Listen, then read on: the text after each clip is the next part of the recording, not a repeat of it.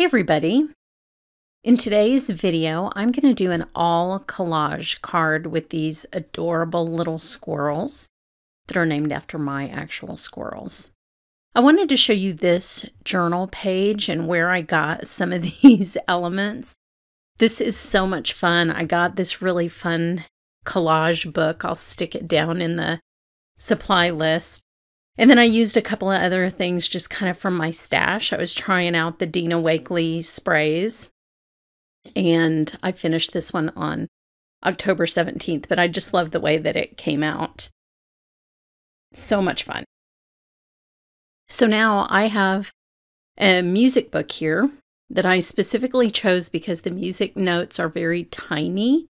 This is a really small print for this kind of sheet music. I just got this at Half Price Books, and I'm just tearing it up into teeny tiny little pieces, and the pieces need to be small because they're going to go on those squirrels.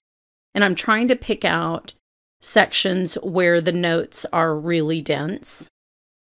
Then I'm using matte medium to adhere them just to a piece of cardstock for die cutting. I just covered the entire piece of cardstock, and then after this is dry, I put my favorite chalky gesso on top of it, just to tone those music notes down just a little bit. You'll see how they look on the finished squirrels. Now, in my stencil class, we made this fun background that I die cut the tree out of. So I just used the matching die for the stamp to cut the tree out of this project that we made in that class. I'll link you to that class as well if you want to take a peek. It's very fun. And then I have one of my gel press prints that will be in an upcoming video. And I'm using that as the background, sort of like a sky background for this little scene. So I kept the negative space of the tree and I'm putting that back into my mini Misty. And at first I was just going to do what I always do with stamping on die cuts. Just put it back into the opening and position the stamp over it. But because there's so much color and pattern in this background, it's actually easier to see just on the black foam of the Misty. So that's how I lined up my stamp, and then I can put the tree back in there and stamp on top of it. So I'm just inking this up in black, and I'll stamp it a few times. This is a very soft surface that we created in the class, and so it's going to sort of absorb the ink and you'll need to stamp several times. So I have a couple little areas that need to be over stamped, and then I think that this one will be good. So I will take that out. I can always use that background for another project because it's quite obvious that it's a tree that was cut out. I can also use it with the stamp, sort of stamping into the opening. So now I'm just figuring out where to put the little squirrels. So you can see the gesso has faded the music notes, but you can still see them. So I'm using a transparent medium on top of them so that you can still see those little notes in the finished card. I'm removing the adhesive that was left over from taping these to die cut them. I don't ever want to color on top of that leftover adhesive, so I always remove it with an adhesive eraser. Then I'm taking my favorite watercolor pencils and just coloring these little squirrels with a few different colors, and then I'll blend them all at once just with water. These are the smoothest watercolor pencils. I do believe I have another video on my channel with these, but they're really the only watercolor pencils that I've ever liked, with very few exceptions. There may be 2 or 3 different kinds of water-soluble pencils that I like. But these, for just regular watercolor, just blend so smoothly, it's unbelievable. So see how you can see the music notes peeking through? And then he has a little bit of color. So now I'll just add water to my brush and activate all of that pigment from the watercolor pencils.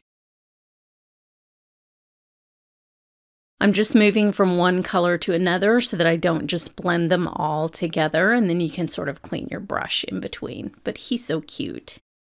This one is going to be the little baby of Clarence that we call Tail because he has a magnificent tail. He's a little male squirrel, and he's so cute. This one that I'm coloring now is Clarence, who is our mama squirrel. She's the one who had all these babies. And yes, I know her name is Clarence. It's a long story. It's very complicated.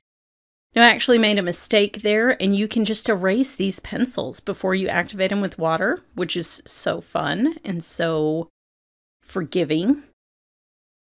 So I'll color him the same way. The only thing I'm going to do a little bit different is I am going to put a little green onto his acorn. Our acorns are green when they fall off the tree. So I have 2 cards recently where I'm coloring the acorns green because to me it's much more realistic. So same thing, just go color to color.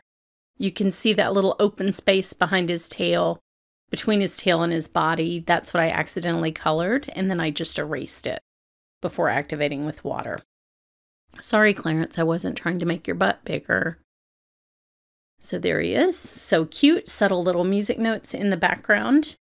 And the next one is the one that we call Blind Baby. This one of her babies is blind in one eye, and he struggled pretty hard in the beginning, but since I feed him, he's really filled out quite a bit, and he's doing very well. He's a very sweet little squirrel like Clarence.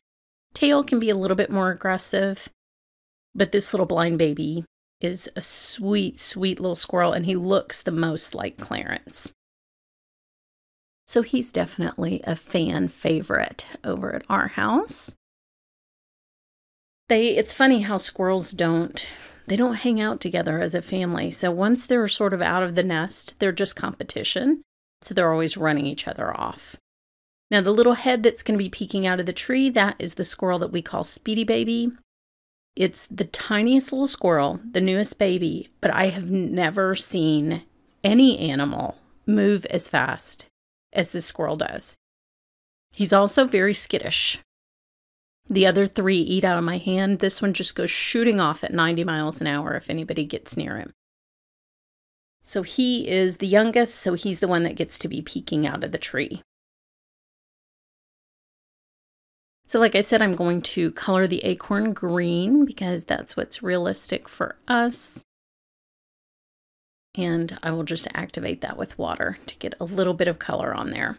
You can see my video from Friday, November 12th, if you want to see another really great squirrel card with a green acorn on it.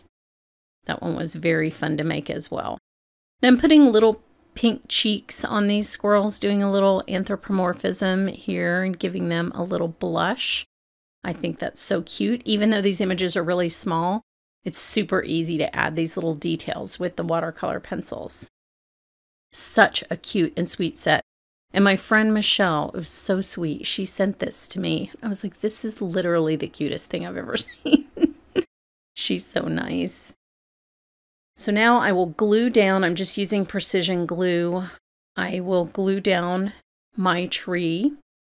And I left a little room at the top. Instead of putting that tree all the way up at the top end of my card, I left a little bit of room because in the end, I'm going to be perching the little blind baby a little bit higher up, just so that they're not all crowded on the tree.